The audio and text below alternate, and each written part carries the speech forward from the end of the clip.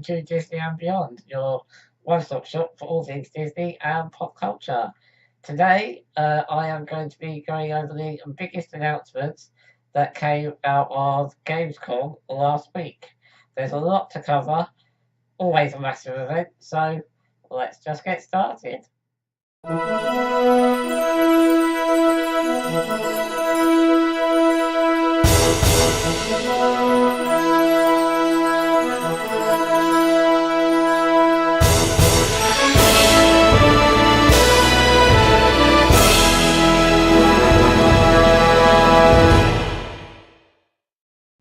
Right, so for those of you that don't know, Gamescom is basically the European E3. It's a bit more low key, but still a great event to go to if you're a gamer. Loads of information came out, loads of trailers. I think there was around 60 odd game trailers that came out of Gamescom last week. It was held in Germany, in Cologne, a beautiful city. And I am going to start off with the big guns. That is EA. EA had a lot to share. The main one being Battlefront 2. Battlefront 2, they had a live stream of Starfighter Assault, which is the new space battles mode for Battlefront 2. They showed lots of new ships, the Y-Wing, the A-Wing, the X-Wing. They showed the TIE Interceptor, the TIE Bomber, and the TIE Fighter. We also got to see some hero ships. The Darth Maul Scimitar, that looks like a great ship. Slave One again, Millennium Falcon again, and also Poe Dameron's the black one is X-Wing from Force Awakens. So great load of stuff to show. The mode itself looks great. Basically, the map was Fondor. It was an Imperial dockyard, and you have to take down the dockyard. Basically, you have to stop the Empire from allowing their Star Destroyers to dock there. So there's lots of different things. The mode is far better than what we got in Battlefront. You do different objectives. It's all seamless. You have to take out the turrets. Then you have to take out the generators, and then you have to take out the clamps that are holding the Star Destroyers to basically win the game if you're a rebel. The flying mechanics look completely different. Graphically, it looks pretty much the same, with maybe a few tweaks, a bit sharper maybe. But it looks like it has had a complete overhaul. It looks like it's a lot more skill based now. You've got different classes of ships. Obviously, you've got bombers, you've got interceptor classes, and you've got like the all-round fighter class. The X-Wing is a fighter, the A-Wing is an interceptor, and the Y-Wing is a bomber. On the Imperial side, the TIE Interceptor is the interceptor, the TIE Fighter is the all-round fighter, and the TIE Bomber is the bomber. But yeah, obviously, as an Imperial, you have to defend against the rebels doing all those objectives. But frigates come in, the hammerheads, all sorts of things come in. Yeah, it does look really, really good. I'm looking forward to playing that. Looks like it's going to be a lot more involved, a lot more skill based. You get different perks, like for the star cards, and basically they customize the ships the way you customize your soldier in an infantry mode. So it's going to be interesting, and I think people will enjoy it a lot more than they enjoyed it for Battlefront. Most people hated the flying in Battlefront because it was just boring. They never added any ships, they never added any different modes. It was the same thing over and over again. So this time it looks like they've got it right, but then it wasn't DICE creating it. So that was probably what it's Motive, I think. I think it's Motive that did the flying. Don't quote me on that because I'm probably wrong. But yeah, it looks great, and I'm looking forward to getting my hands on that when it comes out.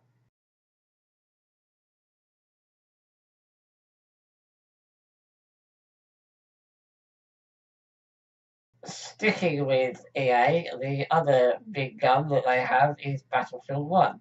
Battlefield 1 got some love at Gamescom. We got to see another map, Zaretson, from the new In the Name of the Tsar DLC. They showed a conquest game. It has three flags, A, B, and C. I'm not so sure about the three flag lineup. In my experience, it tends to be each team gets their gimme flag, fight over one flag in the middle, and it becomes a grind. Everybody's heading to the same point, so it becomes a grind after a while. It becomes boring. The map itself is very, very good. It's a beautiful map. It's basically a town. It's been through the ringer. All the buildings are collapsed and destroyed. There's lots of rubble. There's very little destruction during the game on this one because basically everything has already been destroyed. But yeah, the centerpiece is a church, and that is the B flag, and it is a beautiful building. It's very large. You can fight inside it, outside it. There's some makeshift trenches outside it, because obviously in the Eastern Front trenches weren't used quite so much. They didn't build like big trench fortifications like they did on the Western Front. So there's some makeshift trenches, loads of things, lots of cover, lots of rubble. It does look like it's going to be a fun map to play. It looks like a very frenetic map, very because as I say, there's this bottleneck where everyone fights over B. But you can get some great gameplay moments out of that. So there was a three flag conquest map in Battlefield 1. It was one of the desert maps. I do believe it was Suez, but don't quote me again on that because I can't remember. But that got changed to five flags because it didn't work as a three flag map. It was either Sinai Desert or Suez. And it got changed. But apparently it may be getting changed again. So look out for that. But yeah, Soretsu does look amazing. If you haven't seen any of the Neighbours or DLC, check out Jack Frags or Westy because those guys play on the CTE on PC. And they've shown basically all the maps that have been released, Albion, the Crown Pass, which actually is available now to premium players anyway. That came out last week after, I do believe, after the EA show. But yeah, so I'm really looking forward to it. It's out next month officially for premium pass players. Along with all this DLC, they have announced a new version of Battlefield 1 called Battlefield 1 Revolution. It's a physical copy of the game that basically it's $60 in the US. I'm not sure what that will equate to in UK pounds.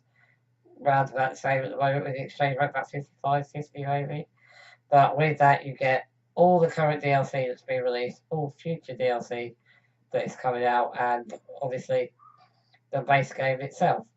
So if you haven't got it, check out Battlefield Revolution because it will be very much worth getting if you haven't already got it. Because now there'll be two DLC drops, and there's a hell of a lot more content than there was when the game first released.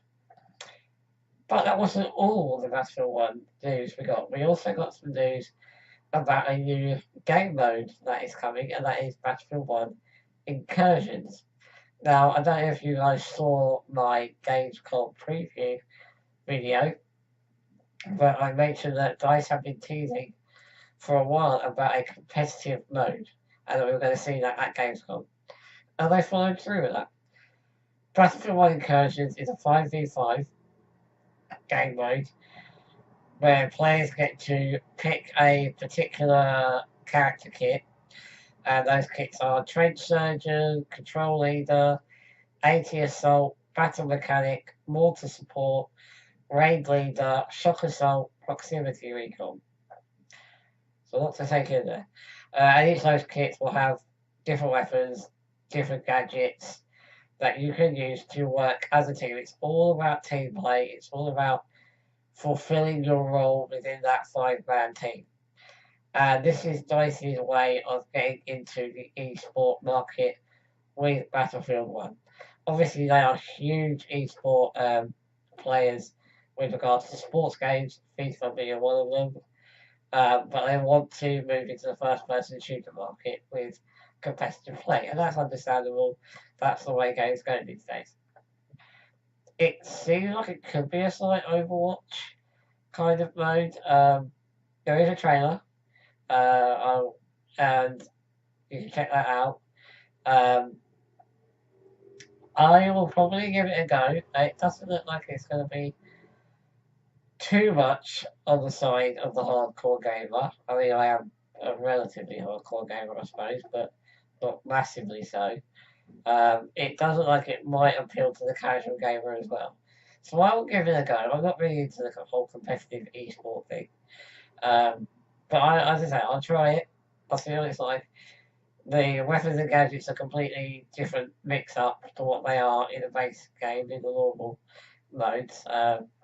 They've mixed up the gadgets, mixed up the weapons. You've only got light tanks as well. There is a light tank there, but no heavy tanks as yet. And I think this will be the basis of Battlefield going forward with competitive modes. I think they're going to use this as a foundation and build upon it as we move forward, which is good. It's about time Battlefield has a competitive mode. This one doesn't look too bad. It does look good. It will certainly emphasise the team play. And that's something DICE really have been pushing with Battlefield 1 anyway, is team play and fulfilling your role within your squad. So, yeah, there is a beta that you can sign. Oh, sorry, a closed alpha, which you can sign up for on the official Battlefield website. I do believe that is starting next month. Yeah, in September. The closed alpha goes live in September. So closed alpha. Check that out. Okay, so the final kind of EA announcement that is kind of like worth mentioning is one that I was really happy about, and that is Sims 4 is finally getting a Cats and Dogs expansion. The Sims has been around for what feels like centuries. Um, it's a very old franchise. We're on the fourth iteration. The fourth iteration had a somewhat rocky start. In my eyes, Sims 3 is still the ultimate Sims. If you get all the expansions, all the stuff packs, it's still the ultimate Sim game. I like The Sims 4, but it's taken a long time to get it to a place where it's got a sustained enjoyability. It kind of, up to now, Sims 4 has been a game where you play it for a bit, you go off it, you get bored, you leave it, a few months, come back to it, play it for a bit, leave it again. Whereas now it's got a lot more to it. I think it will hold my interest for a lot longer than a few days at a time. I've played about 28 hours, I think, since it came out. So, in the grand scheme of things, how long it's been out, that isn't a lot at all in comparison to hundreds and hundreds of hours on The Sims 3. So, I am looking forward to Cats and Dogs. Sometimes with The Sims, you get an expansion and you think, oh, yeah, that's going to be really cool. You play it and it's like, oh, actually, these cats and these dogs are quite annoying. That's what I've found in the past with cats and dogs. They kind of annoy me after a while. Um, no horses this time, which is a shame. But I suppose there isn't the seamless traversal around town, so things like cars and horses aren't needed in The Sims 4, which is a shame. But yeah, Sims 4 Cats and Dogs, and it's coming out in November. So that's actually not that long away either. I will get it when it comes out. As I say, I was quite excited when I heard the announcement. Hopefully the Cats and the Dogs won't be as annoying as it have been in past games, but we shall see in November. So the next big thing at Gamescom was probably the Microsoft live stream and announcements. The biggest being the Xbox One X Project Scorpio edition is now available for pre-order. That went on live during the show, and they announced a couple of different versions. There's the usual Project Scorpio edition and a Project Scorpio Minecraft edition, basically the same kit as the Xbox One X, but with Project Scorpio skins. Um, I've never owned an Xbox. I've played the Xbox. I've played the Xbox 360. I've played the Xbox One. I will hopefully get a chance to play on Xbox One X at some point. But yeah, so they are apparently they're selling quickly, surprisingly. But obviously the Xbox One X, 4K, Ultra HD, HDR, all the usual jazzy bits and pieces that come with games consoles these days. Yeah, if you're into Minecraft or Project Scorpio skins, editions, whatever you want to call them, you can grab one of those on the pre-order. That was actually their biggest announcement. There wasn't a huge other loads of announcements to come out of Microsoft other than Age of Empires 4. Yes, after however many years it is, centuries, decades, we are finally getting a Age of Empires 4, along with a remaster of the original. But sticking with Age of Empires 4, it's being developed by Relic Entertainment. Obviously, Microsoft are publishing it. It used to be Sega. I assume Sega still own the rights to Age of Empires, but it does mean it will be a Microsoft exclusive. I imagine it will come out on the Microsoft Store. Don't know whether it's going to be on Steam. We don't really know anything about the game other than the brief trailer that they showed. Um, it's apparently going to be epic. It's apparently going to be huge. But other than that, um, not really a lot else said about it. The remasters I will probably get. I love Age of Empires 1, 2, and 3. I've played them all, owned them all several times over. Digital editions, physical copies, you name it, special editions. I absolutely love the Age of Empires franchise. Big history nerd, so it appeals to me in that sense. Um, I mean, most of the gameplay won't stray too much away from the original with Age of Empires 4. But we'll have to wait and see. Probably maybe next year at E3 they'll show you more of it. It was a pretty popular announcement, and it's been a long time coming.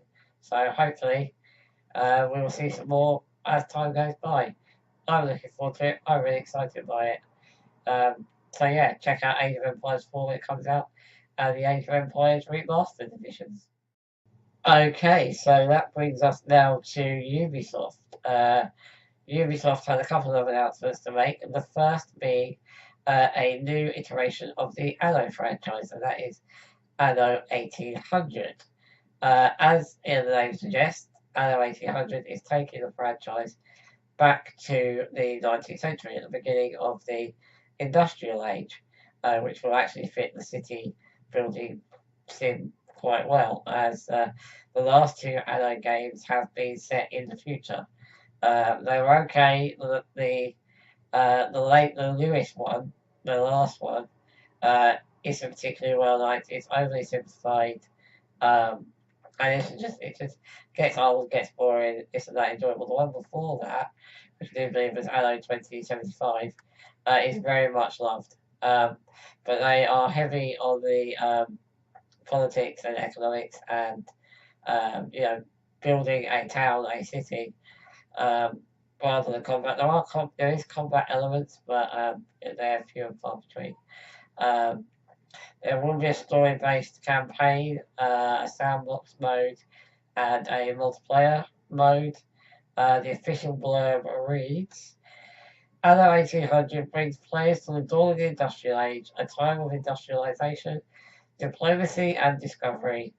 Players will have the chance to prove their skills as a ruler as they create uh, met, I can't say that one, huge cities, plan efficient logistic networks, explore and settle new lands, and dominate their opponents by diplomacy, trade, or warfare. So warfare is going to play an element. But as I say, the other games rely more on the economics, the trade, the diplomacy. So I'm looking forward to that. I actually did enjoy Anno 2075. I haven't played the newest one. But I did enjoy the one before. I think it's out in 2075. And as I say, that is quite a popular version. So hopefully this will take elements from its past and won't be as simplified as the last one. I will certainly give it a go. It's slated to come out in winter of 2018. I got it wrong. It was Anno 2070, not Anno 2075. It was the last one was Anno 2205, and the one before was Anno 2070. Just so I better correct that before someone else does it in the comments. I knew there was a 5 in there somewhere, and I knew there was a 70 in there somewhere. But yeah, as I say, Anno 1800 is set to come out in winter of 2018. And it's taken back to the historical roots, which I like because, as I've said, I am a bit of a history nerd. Okay, so the other announcement to come out of Ubisoft was the announcement that Mario plus Rabbids Kingdom Battles would be getting a season pass. The season pass is going to encompass 3 DLCs. The first of which will be available to season pass holders on release of the game on launch, and that will add 8 bonus steampunk weapons to the game, each with their own unique stats. So it's going to give you a few more weapons to kit out your Rabbids and Mario with. The second DLC is due later in autumn, adding new solo and co-op challenge maps. So you're going to get some new maps in autumn. And the third part of the DLC will be a proper story expansion, and that will be out in sometime in 2018. I actually really like the look of this game. It's very XCOM, but with Mario Rabbids. It looks like it's going to be really fun to play, especially co-op. I think co-op mode will be real fun. I think multiplayer online, if it's going to have that, will also be fun to play. I will definitely get this one when it comes out. I like Mario. I've never played Rabbids, but I do like Mario games. The DLC is counted to be $20. Don't know what that will be in pounds. Probably around the same. I would imagine it'd be like 15, £20.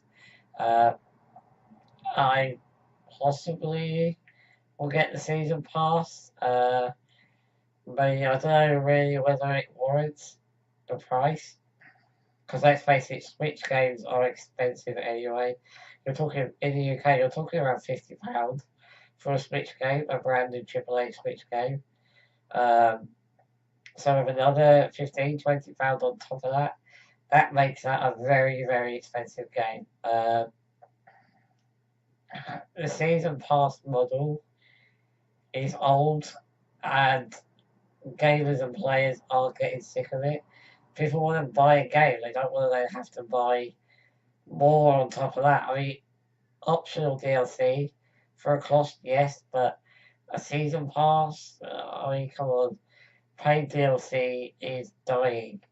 Even EA, who are the champions of the paid DLC, are moving away from that model now with Battlefront 2. Battlefront 2 isn't even going to have a season pass. So I don't know why games keep pushing this idea of paid DLC. Obviously, games need to be maintained. They need to be, in a modern era, we need to be constantly adding content to games to keep players interested and coming back to the game time and time again. That's just the way games are now.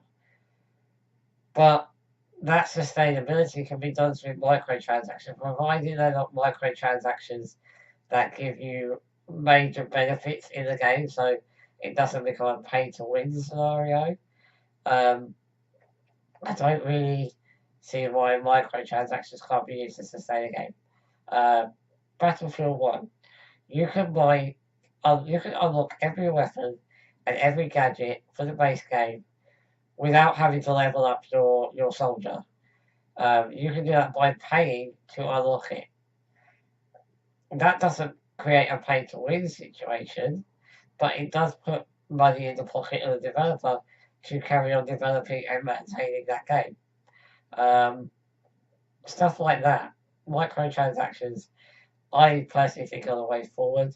I know some people hate microtransactions, um, but I really don't want to have to keep buying a game for a high price and then paying again to get more content. Because let's face it, 9 times out of 10, these base games are bare bones. There is not a lot of content. It's only when you pay more do you actually get a game that's worth playing, and that's just not on anymore. That's just not the way gaming should go. But Mario Plus Rabbids Kingdom Battles is getting a season pass for around $20, probably around £20, 15, £20 in the UK. It's 3 DLCs. So if you like the look of the game and you want more content, that's definitely one for you. And to finish us off with the announcements and the news that came out, just a few quick fire random announcements that were made. Interestingly, Frontier, the creators of the current Planet Coaster, they also created a game called Elite Dangerous that a lot of you may have heard of. They also did Roller Coaster Tycoon 3 and Zoo Tycoon as well. They have been given the license to create a Jurassic World game. It's called Jurassic World Evolution. Essentially, it will be a park simulator. I can't imagine it will be along the lines of Roller Coaster Tycoon or Planet Coaster. I imagine it'll be more along the lines of Zoo Tycoon. It doesn't look like from the trailer there is a lot of customization available. There might be. We don't really know a lot about the game yet. Even the footage shown in the trailer is pre-rendered footage, so we don't even know if that will even be what the game looks like. But it looks as though the buildings will be pre-rendered buildings to fit the theme of Jurassic World, the film. It does look like there might be some sort of rides in there. In the trailer, you can see the little glass balls that they drive around in, which I do not fancy whatsoever. If I ever gets made in real life, there is no way you'll get me near an island full of dinosaurs, let alone a glass ball roaming amongst them. But anyway, yeah, it does like you can now put them down. You can see a monorail in the trailer. Um, so there will be some sort of rides and things, and maybe more, but we don't see this one. There is a new film coming out next year. Um, so there may be more stuff in that film that we're going to see in this game. And obviously, the film will be probably another trilogy, so they can expand on what we get in Jurassic World Evolution with the new films as they come out. So I am very, very excited. I love Frontier's work on Planet Coaster. Planet Coaster is the ultimate theme park simulator. There is nothing better out there. Roller Coaster Tycoon 3, I spent hours and hours and hours customizing, building, and they've just taken that to a whole new level with Planet Coaster 3. Planet Coaster, sorry. So I am very much looking forward to the fact that they are behind Jurassic World Evolution. I think that they are the best developer for this type of project. There was a talk a little while ago of Planet Coaster getting a major update that could be an IP. Obviously, those rumours have now been put to bed because this is the actual game. It's going to be a standalone game. It's not going to be in any way, shape, or form connected to Planet Coaster. Planet Coaster did get some IP DLC. It got the go-kart tracks for the Monsters, Knight Rider, and Back to the Future with some decorative pieces and cars and all that kind of thing for the go-kart tracks. So yeah, Frontier obviously did a deal at the same time. We might get some more IPs in Planet Coaster, we don't know yet. But Jurassic Park, Jurassic World Evolution is coming, and I do believe it's coming out in 2018, maybe. Probably not though, as we didn't even get a proper trailer. Might come out next year. I don't think there's any official release date. I'm hoping it's next year. I really want it to be next year because I want to play this game. Frontier have got their own convention at the end of the year at some point. FrontierCon. So hopefully, there will be some announcements at that for this game. We will get to see some actual gameplay. I imagine that's why they only showed this at Gamescom because they're saving it for their own because it is going to be huge. If it's done right, it will be an amazing game, and I am very much looking forward to it when it comes out. But also, other random announcements. Sony revealed a limited edition Gran Turismo Sport themed PS4 Pro. If you're thinking about getting a PS4 Pro and haven't got one yet, maybe hold out for the GT Sport edition, the one, whatever you want to call it. I personally won't bother with a PS4 Pro. I've got a PS4. Not really that bothered about 4K. I haven't got a 4K TV, so it was pointless me getting a PS4 Pro anyway. But for those that do, and those that like Gran Turismo, you can look out for the Gran Turismo themed PS4. We've got some in-game crossover events possibly happening for Assassin's Creed Origins and Final Fantasy 15. They were announced. There are some Nintendo-themed cars coming to the Rocket League version on the Switch. Switch, if you didn't know, is getting Rocket League.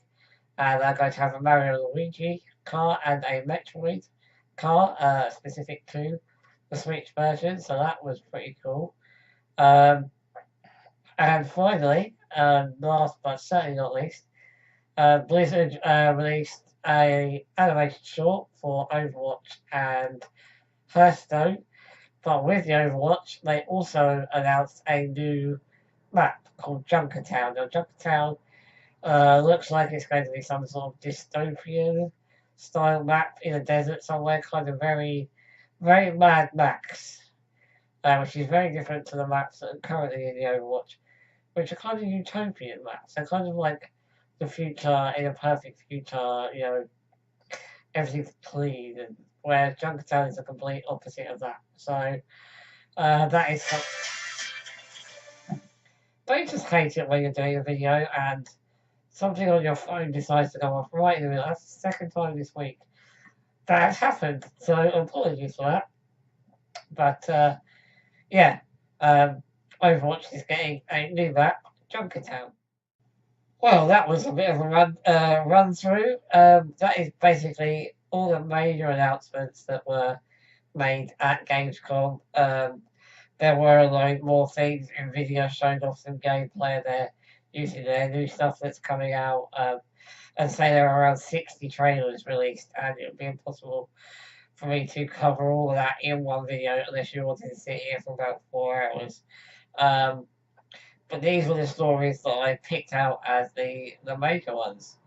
But yeah, if you like the video, please do hit that thumbs up button, as it really does help out the channel and it is very much appreciated.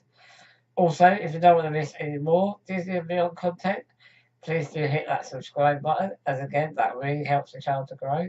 And you may see something on here that you want to watch, and you might want to keep an eye out for future stuff, because as the channel grows, I am planning on making these videos longer, more frequent, and far more professional, because at the moment, this isn't my full-time job, but it is something I love to do.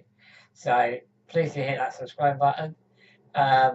Also, leave any comments below about what you thought of the announcements that came out at Gamescom. I'd always love to hear what you guys think. Let me know if there's anything down below that I've missed. Well, I will have missed some things because, as I say, there was a lot coming out of Gamescom. But yeah, let me know your thoughts below in the comments. All the links to all our social media are down in the description below, so if you want to check out Twitter or the blog or Google Plus or Pinterest, come and check us out there too. But until next time, to infinity and beyond.